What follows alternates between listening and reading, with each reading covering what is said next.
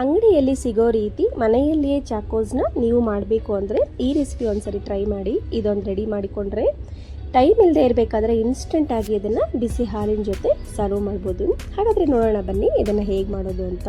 ಮೊದಲಿಗೆ ಒಂದು ಪ್ಯಾನಲ್ಲಿ ರಾಗಿ ಹಿಟ್ಟು ನೀರನ್ನು ಹಾಕ್ಕೊಂಡು ಲಮ್ಸ್ ಇಲ್ದಂಗೆ ಚೆನ್ನಾಗಿ ವಿಸ್ಕ್ ಮಾಡ್ಕೊಳ್ಬೇಕು. ಈಗ ಸ್ಟವ್ ಆನ್ ಮಾಡಿ ಒಂದು ಚಿಟಿಕೆ ಉಪ್ಪನ್ನು ಸೇರಿಸ್ಕೊಂಡು ಚೆನ್ನಾಗಿ ಕಲಿಸ್ಕೊಳ್ಬೇಕು. ಗಂಟಿಲ್ದಂಗೆ ಚೆನ್ನಾಗಿ ಕಲಸಿ ಸ್ವಲ್ಪ ಗಟ್ಟಿಗಾದ್ಮೇಲೆ ಚಾಕೋ ಪೌಡರ್, ರವೆ, ಬೆಲ್ಲ, ತುಪ್ಪ ಹಾಕ್ಕೊಂಡು ಚೆನ್ನಾಗಿ ಕಲಿಸ್ಕೊಳ್ಬೇಕು. ನೋಡಿ ಈ ರೀತಿ ಆಗೋವರೆಗೂ ಕಲಿಸ್ಕೊಂಡು ಇದು ಸ್ವಲ್ಪ ತಣ್ಣಗಾದ್ಮೇಲೆ ವಿಡಿಯೋದಲ್ಲಿ ತೋರಿಸೋ ರೀತಿ ಚಾಕೋ ಶೇಪ್ ಎಲ್ಲ ಮಾಡಿಟ್ಕೊಳ್ಬೇಕು.